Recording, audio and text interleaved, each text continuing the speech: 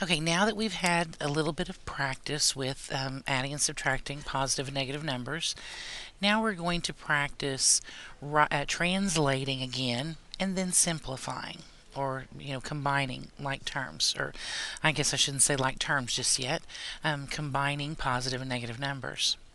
Here we have one that says the sum of negative 5 and 12 and 6.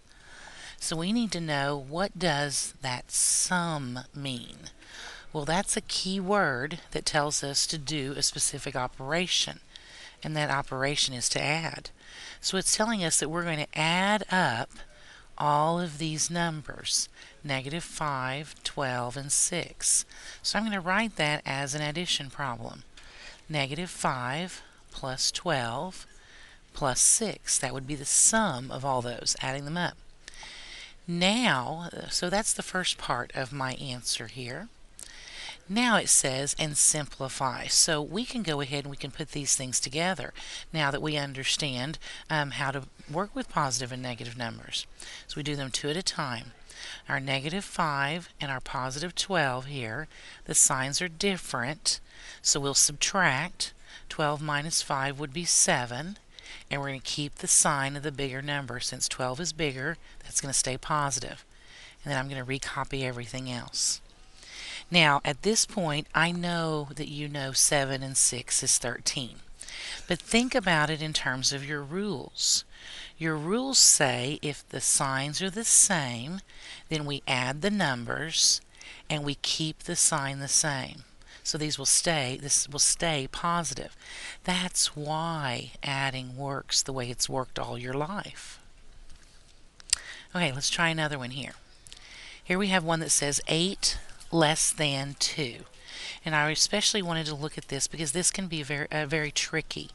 Anytime we talk about less than, we're talking about, that's a subtraction, a keyword, but we have to do it in the proper order. If it says 8 less than something, that means that you're taking 8 away from another number. So we have to write it in the proper order.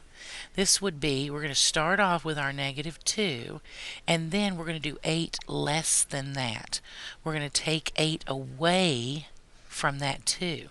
So this would be the proper way to write that statement. And now we can combine those. Our signs are the same, so we will add our numbers. 8 and 2 is 10. And we'll keep the sign as is. So that sign will stay as a negative. Let's try and go ahead and do this word problem also while we're here. This one says the temperature at 4 p.m. one day was negative 6 degrees Celsius.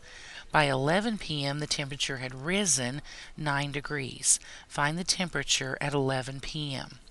Okay, I'm going to do this real quick. I'm going to draw out sort of a kind of a fake thermometer here. And I'm going to put 0 right here.